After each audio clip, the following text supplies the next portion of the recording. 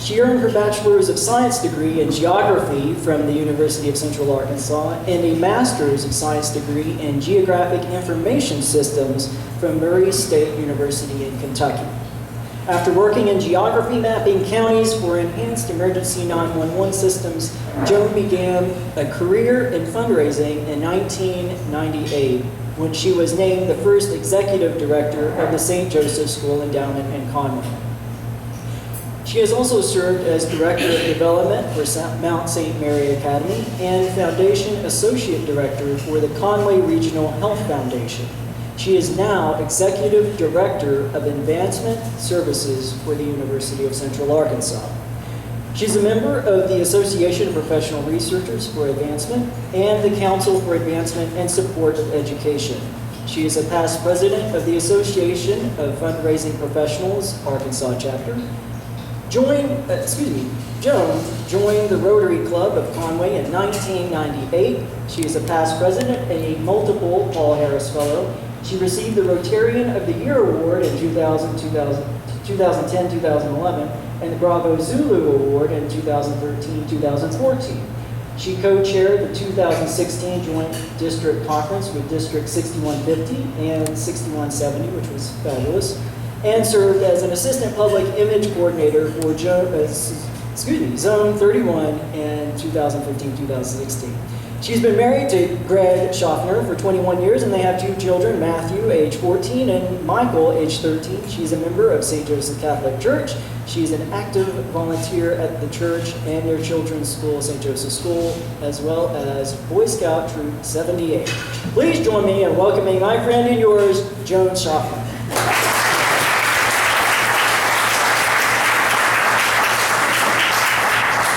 Remember, Michael, I get to speak after you. I finally sent him a bio because he literally bugged me to death to do so. I said, you could just say, hey, this is Joan, and that would be fine. So it is my privilege today to introduce Dr. Bill Tsutsui, and let me grab his bio instead of the agenda.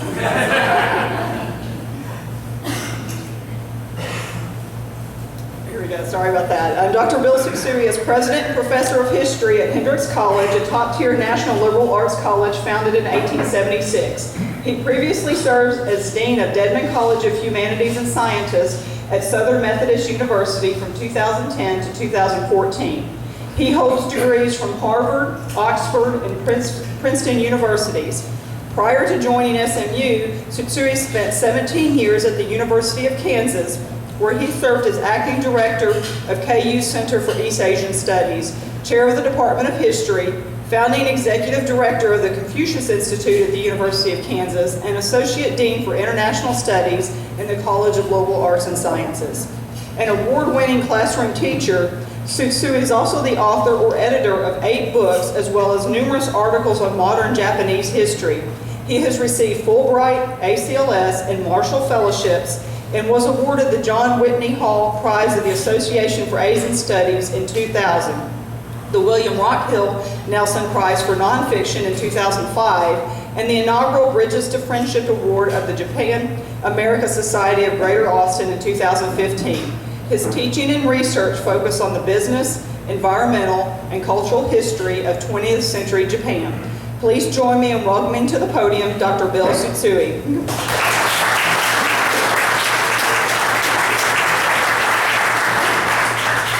Well, good afternoon, everyone.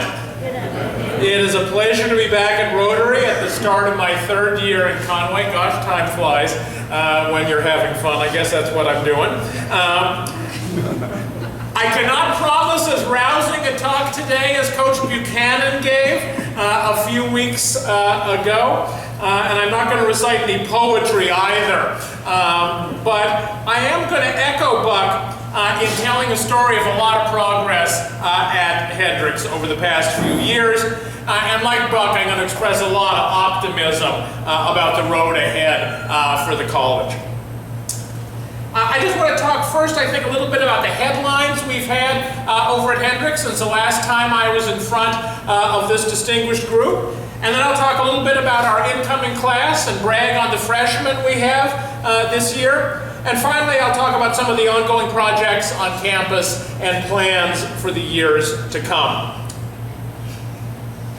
Now last year, of course, as you will remember, started with one of those once-in-a-lifetime moments. The announcement of a $26 million estate gift from Mary Ann Dawkins of Little Rock, the largest gift in Hendrix's history, the largest gift to an independent college in Arkansas from someone not named Walton. And, you know, I wish we had another announcement like that up our sleeves this year. But, you know, it's going to be a while before we get another 26 million. But that truly was a wonderful time on campus for us to celebrate the faith in us for someone who did not attend Hendrix, did not send children to Hendrix. She was a United Methodist, but became acquainted with the college through one of our candlelight carol services at Christmas in Little Rock, and was so moved by that experience that she left the bulk of her estate to us. Last year was also a great year for us at Hendrix academically. We were very pleased to have a Marshall Scholar among our students, Sean Alexander from Little Rock, who's very interested in food policy and especially in hunger in rural Arkansas. We'll be spending 2 years studying in England, including at Oxford University, where he will learn about hunger policies in the developing world and in Europe. And just wait, you will see this guy again. I wouldn't be at all surprised if he became governor one of these days. And we were also thrilled to have a finalist for the Rhodes Scholarship in Zimbabwe, Jackie Nayumatumbu. And I think I should get a scholarship just for pronouncing her name correctly. Really a wonderful young woman, came this close to getting a Rhodes. Our students also won a variety of other distinguished honors. Sidney Faubert from Tennessee won a Goldwater. We have a whole slew of Fulbrights. Getting a research Fulbright as an undergraduate is a huge honor, but Rachel is now over in Spain studying there. 2 teaching Fulbrights to Europe, and the Watson Fellowship, which is given to graduates of liberal arts colleges, elite liberal arts colleges around the country, which allows a student to travel anywhere they want to go internationally for a year. The only rule is you can't come back to the United States. So being the Facebook friend of Watson Scholars makes you extremely jealous and wish you were a footloose and talented young person again. The last time I saw Jessa, who's from Hot Springs, was somewhere in Australia looking at giant insects, which is her passion. Our faculty have also been singled out regionally and nationally for their excellence. Jennifer Pesca, who's in our psychology department, won the Arkansas Professor of the Year Award. And Tom Goodwin, who many of you know, who's been at Hendrix for quite a few years. Tom in the chemistry department received a Lifetime Achievement Award from the American Chemical Society in March for his long-time achievements in promoting undergraduate research here at Hendrix. Yet again, the rankings have been very kind to us, and you'll know as long as the rankings have been kind, I will mention them.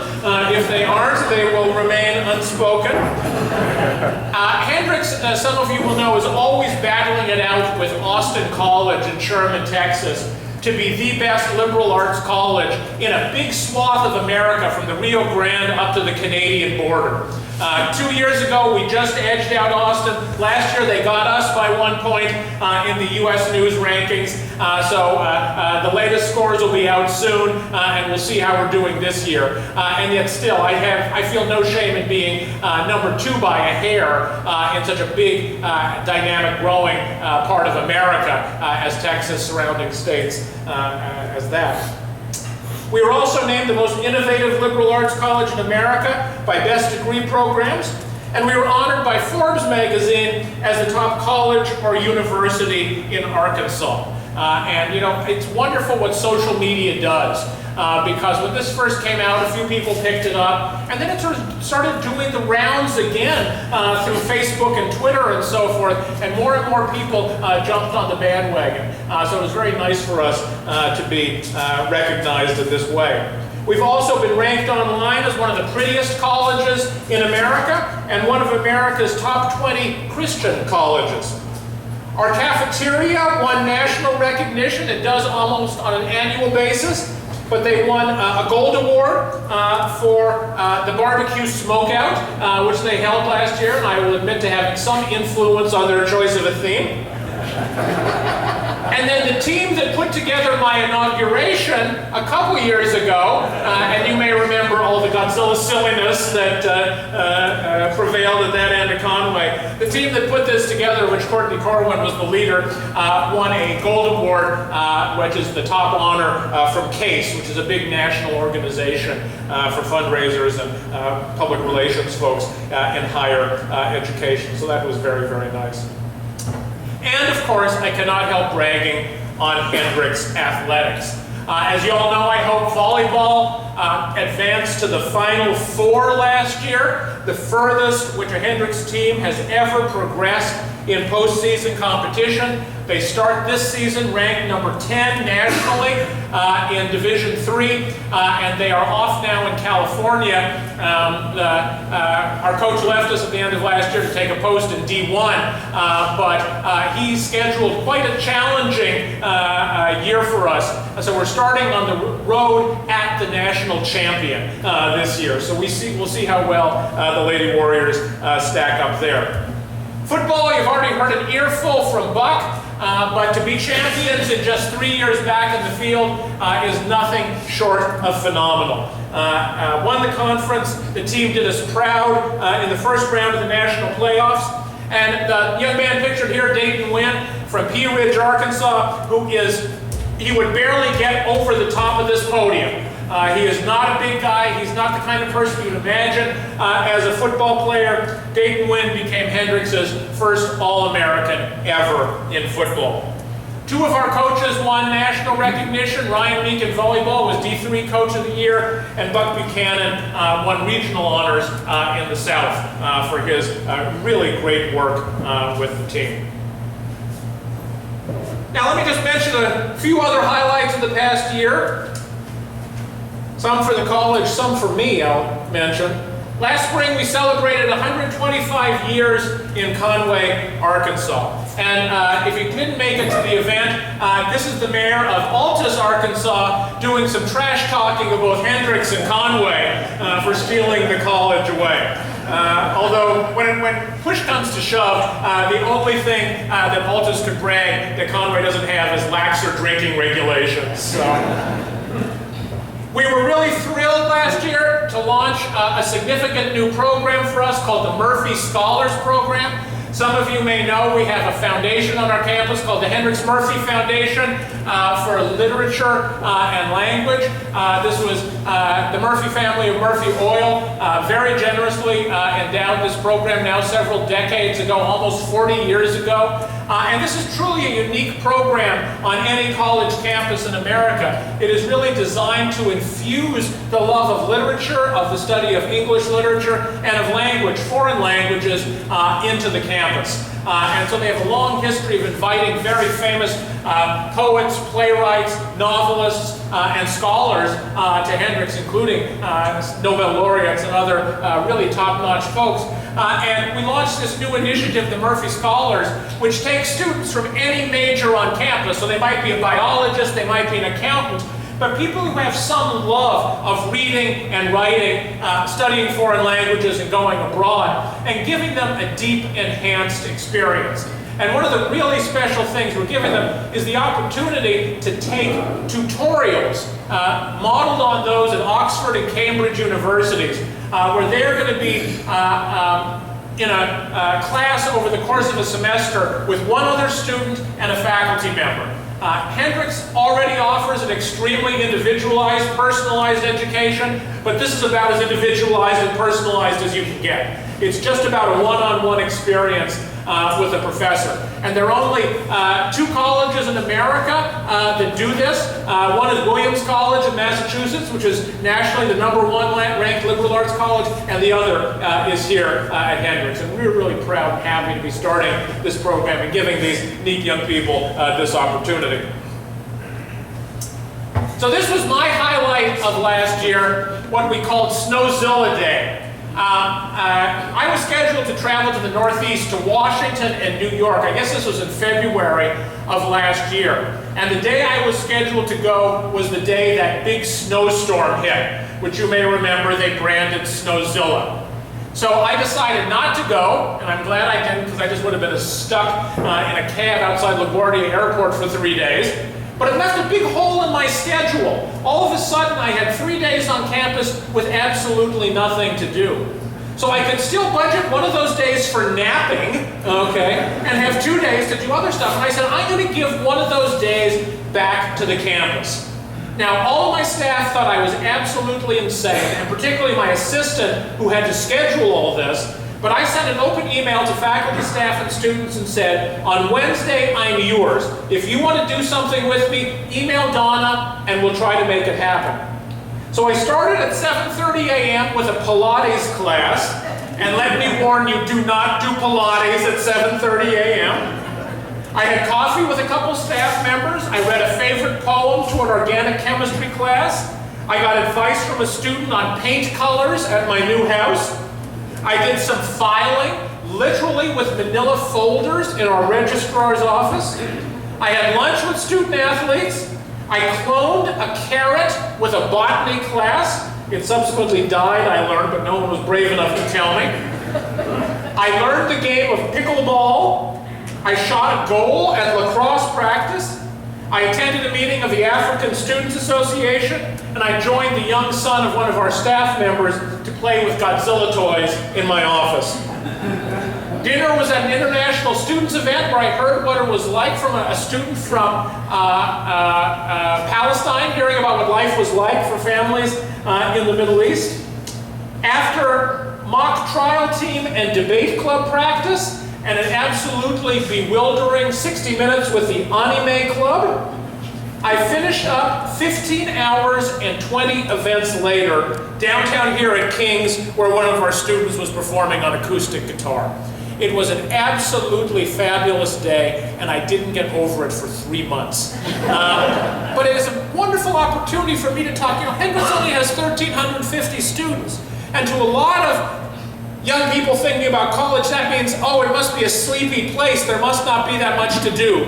Let me tell you, there is plenty to do at Hendrix College. And then to top it off, as if this was not enough, well, I dressed up as Ivan the Warrior for a women's and men's basketball game, which was absolutely hilarious. It really was a lot of fun. And this will probably be the only time I ever make it into the NCAA magazine. So, at least I hope it's the only time I make it into the NCAA magazine. Finally, let me just say a few words about the Village. The Village continues to be a real gem, I think, for the college and for the city of Conway. Last year, I mean, they're so well built, they look like they've been there forever, but it's really only a few months since we finished the McKinnon buildings, which are parallel to Hartrider over by Panera. They're filling up their rental apartments on the top floors. I think they're calling them the flats. And then downstairs, a variety of offices. There might even be one still available if you're interested. And then we've also opened up a few new lots in the Village. There are 4 lots in the Village along Ellis Avenue. Please do consider they're a little bit larger than our average lots, so some lovely homes would be there. I'll give you the one downside to those. There is this really troublesome neighbor across the street there who just moved in, and I don't know if I'd want to live next to him and his wife. Our house did finally get done. The longest building project, I think, in the city of Conway. 1 brick a day, somebody told me, but we finally did make it. Moving on then to this academic year and then to the future. The class of 2020 arrived on campus a couple weeks ago and seemed to be flourishing. Here are some basic facts and figures which I will let you look at. Let me just give you a couple highlights from this.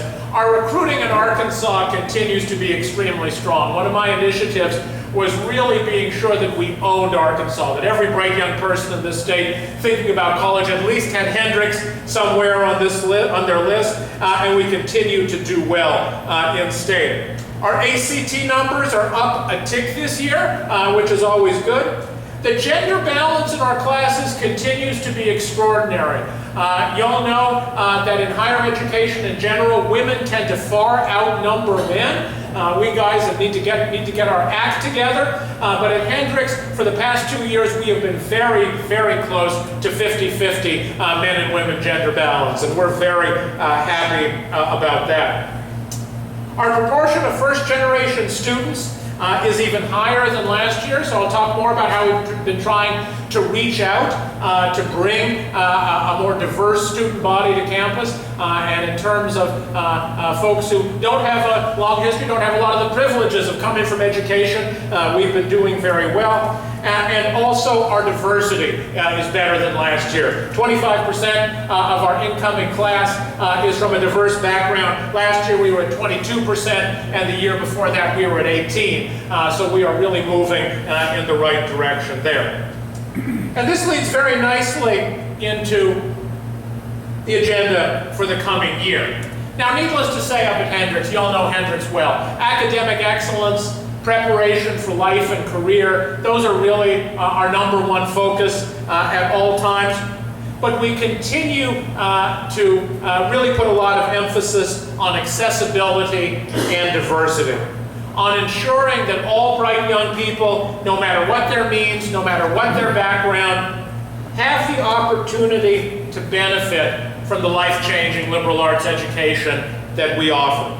So we're continuing our Hendrix Arkansas Advantage program. It is now entering its 3rd year. I talk about this often, so I'm sorry if I'm boring you with it again, but it basically means if you're an Arkansas high school senior, if you meet these requirements, 3.6 GPA, 27 ACT or above, and you'll see these are not extraordinarily high standards, it's about our average at Hendrix. If you meet those standards, we will meet your demonstrated financial need to attend the college. And it really has opened doors for a lot of young people who wouldn't have considered Hendrix before to join us now. And our second initiative, which we really got into high gear last year, was what we're calling the Aspire Scholarships. The Aspire Scholarships cover the full cost of attendance. So that really is a full ride package for federal Pell Grant eligible students. So that is students with the least means financially. And really, if you're eligible for a Pell Grant, your family really has no spare money for higher education. For those folks from partner schools and organizations in Arkansas, we will pay what it takes to get you through college. So that's tuition, that's room and board, that's money for books, that's some money for transportation as well. And our partners in this, we started this off a couple years ago small. We started working with KIPP Delta in Helena, West Helena. We made a partnership with LULAC, the League of United Latin American Citizens in Little Rock. We had 4 students join us a year ago as freshmen under the Aspire Scholarship Program. Over the last year, we've greatly expanded our list of partners, and you'll see them all listed there. We are working with a number of schools now in the Little Rock area as well as KIPP. And this year we have 14 new students under this program. And our goal is to have at least 20 students a year under Aspire. This has been extremely successful for us. There really has been no program that's been put into place, at least since I arrived at Hendrix, that has been more warmly received on campus or amongst Hendrix alums. They really like this idea that Hendrix shouldn't just be, like a lot of liberal arts colleges have become, sort of a playground for a very privileged elite, but that Hendrix really needs to reach out and make sure that folks of all means can benefit from this education. So this is going very, very well so far. Now, to make Hendrix a truly diverse community and reflective more broadly of Arkansas and our nation, recruiting more diverse students is very important, but so is creating a more inclusive and welcoming community on our campus. Now, we've worked very hard at this since I arrived, but things have really ratcheted up now, especially since July 1st, with the appointment of Dr. Dion Jackson, who's a Hendrix alum, class of 1996, as the school's first Vice President for Diversity and Inclusion and Chief Diversity Officer. If you don't know Dion, you should. She really is a marvel. She's a member of our education department. Native of Little Rock, really understands Hendrix, understands the challenges of being an African-American student there, and she has come to this job with incredible enthusiasm and energy. And she's taking on a lot of those functions and creating that warm, inclusive community that I think was very hard for those of us who were there before to do. We all had full plates, all the vice presidents. Dion is really owning some important new initiatives. This is, in some ways, a historic move for the college. You know, Hendrix is part of something called the Associated Colleges of the South, which is a consortium of 17 of the leading liberal arts colleges in all the states of the South, includes places like Washington and Lee, Davidson, Center College, Rhodes in Memphis. Hendrix is the first school among those 17 to have a vice president for diversity and inclusion that reports directly to the president. That shows the emphasis we are putting on those initiatives on our campus. And I'll also mention that the Board of Trustees up at Hendrix last year created a diversity and inclusion committee at the board level. And we believe we're, again, the first of the ACS schools to have such a committee on the Board of Trustees. Princeton did a similar thing last year, and when they did it, they got a story in the New York Times about it. Fact of the matter is, the Hendrix board created our committee 6 weeks before Princeton had theirs, and not a word in the media. But hopefully ours is going to make a big difference for us. Our goal really is to make Hendrix an exemplary community in terms of diversity and inclusion, setting a model for liberal arts colleges, for Arkansas, and for our nation. It's going to be hard to achieve these aspirations, as you all know. This is a difficult time in race relations in our country. But I've said more than I can remember, if we can't achieve a harmonious, civil, and just community in a place like Hendrix, then I wonder how much hope there is for our huge, complicated, and fragmented country. So we're working real hard to be exemplary in this regard, to be a model for us all. And I know the city of Conway is working very hard on this as well. Finally then, let me just say a few words about capital projects and show some pretty pictures. Now, some of you may remember the Rotary building. I have already happily forgotten it. The Rotary building was at the corner of Hartrider and Whitfield Streets. This is the before. This is once Nabholz got hold of it. And that's today.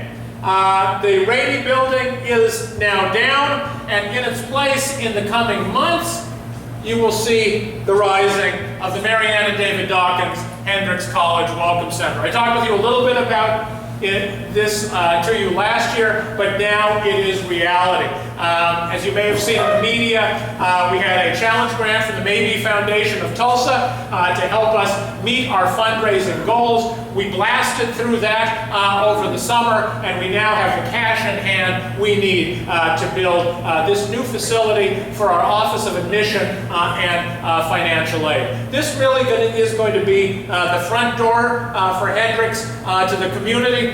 It's the place where we can roll out our orange carpet for prospective students and their families, and for the Conway and Arkansas communities to learn more about the school and feel welcome there. One of the plans from the beginning was when you walk into the Welcome Center, you should be able to smell chocolate chip cookies in the oven and have a glass of good Arkansas sweet tea, and I encourage you, when it's done, please come up and join us and partake of that. And these are just the drawings that we've been working on so far. It really, I think, is going to be a lovely facility and ever so much better than Ellis Hall. I think I probably complained about Ellis Hall last year. That's the old president's house on the Hendrix campus down at the Front Street. end of things. I'm sure that facility was just wonderful for a president's spouse and maybe a dog, but it certainly does not work for the large staff we have in admissions and financial aid, and the literally thousands of young people and their families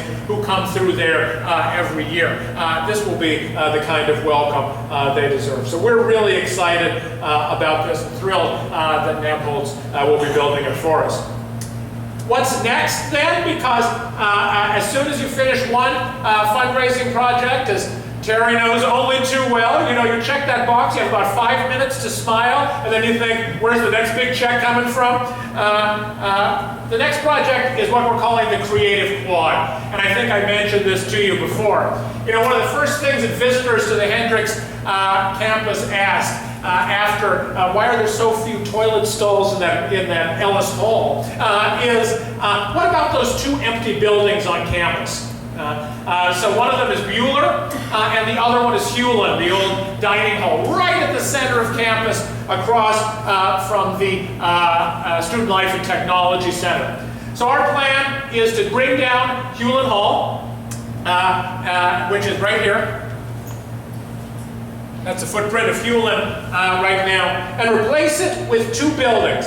Buildings we're calling the Creative Quad. And here you can see, this is Murphy House right here, looking through to the SLTC. These 2 new buildings will be the Creative Quad. We're taking a inspiration from the buildings in the village around the market square and from what's happening over at UCA as well.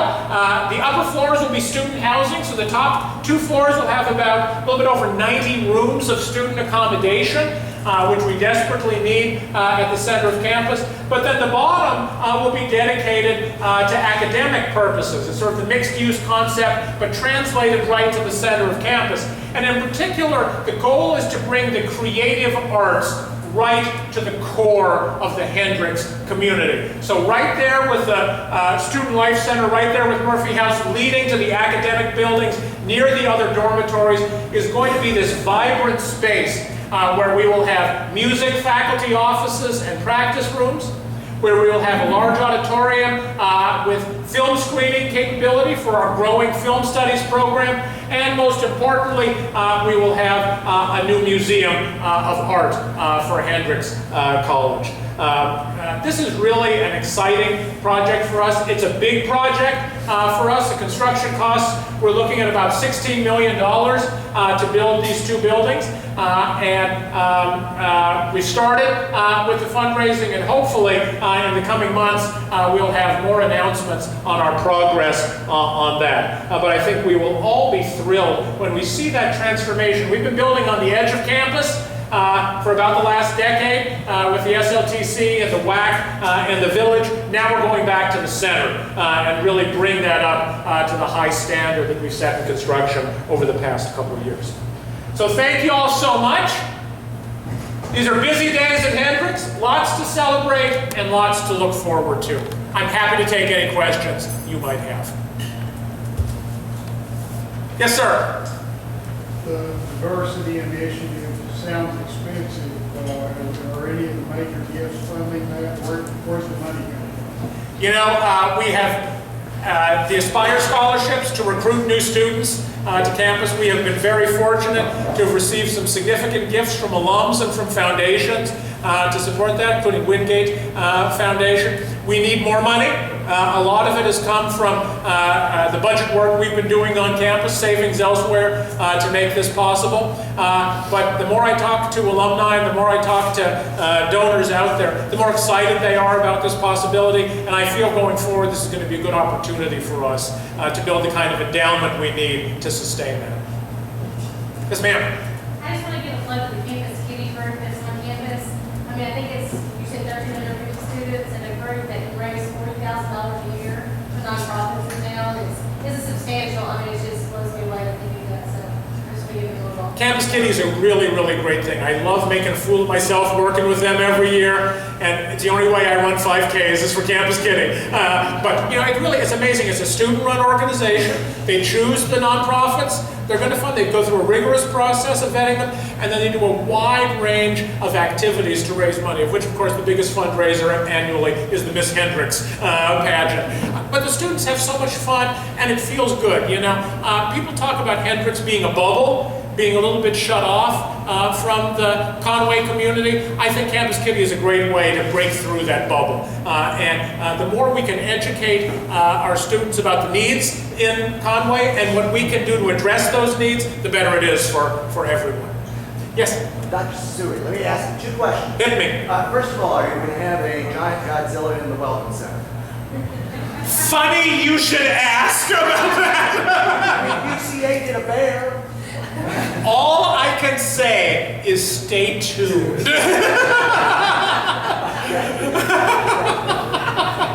You know, it is crazy, but one sometimes gets donations that one least expects. That's all I can say. The other question is, are you making a lot of inroads going to the Asian countries to bring Asian students in? Yeah, you know, Hendrix probably has a lower proportion of international students than any other college or university of its rank in the nation. Part of it is that, you know, for a lot of international students, Arkansas is not on the top of the list for the places they want to go. But more than anything, it's because we've been very measured about how we recruit internationally. You know, Hendrix is such a distinctive community that requires folks to be engaged 150% with other people. We found there are a lot of folks, especially from Asian countries, who don't look at higher education in quite that way. They look upon it as a time when they're just going to focus down and narrow down and get ready for their career and not pay much attention to others. We really want to find those young people out there who want to be part of that larger community. And I think we've done a really good job of it. You know, if you look at the recruiting we've done, we really retain a lot of those international students, which can be tough for colleges and universities to do. And so many of them have leadership roles on our campus. They really grow and flourish coming to Hendrix.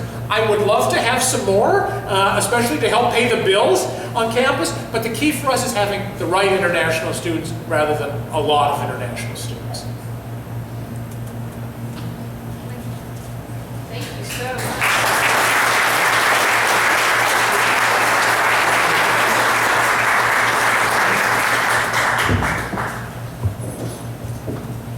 So for some of our guests that are here and our newer members, our club every year does a pancake breakfast that coincides with Toadstone Days. And all of the proceeds from that event are given back to our 3 colleges in the form of scholarships.